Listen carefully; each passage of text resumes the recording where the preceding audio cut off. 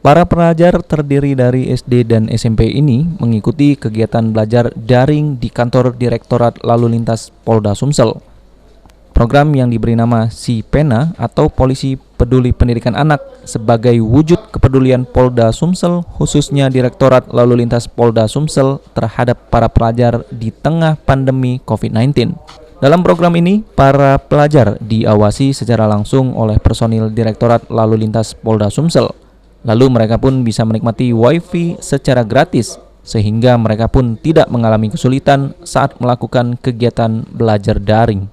Rara, salah satu pelajar yang mengikuti kegiatan Si Pena, mengaku cukup senang dan nyaman dalam melakukan belajar daring di kantor Direktorat Lalu Lintas Polda Sumsel di masa pandemi COVID-19 ini.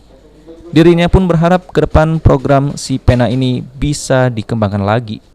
Karena pas lagi pandemi gini kan kita kan lagi susah tuh ya, jadi kita tuh bisa dapat wifi gratis gitu, bisa belajarnya dengan nyaman.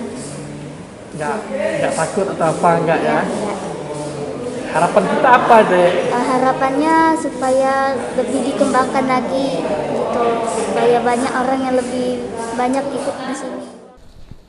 Kasubdit Kamsel Direktorat Lalu Lintas Polda Sumsel, Kompol Haris Batara menjelaskan program Si Pena ini sendiri dilakukan di 17 Polres jajaran Polda Sumsel, dilakukan setiap hari Selasa dan Kamis. Program ini adalah Si Pena adalah Polisi Peduli Pendidikan Anak-anak. Artinya apa?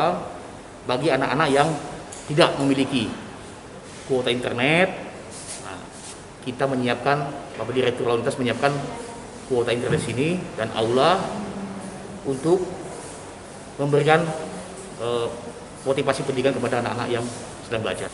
Program Si Pena ini bukan hanya di Tata saja, tapi di seluruh 17 Polres jajaran lalu lintas di Polda Sumsel.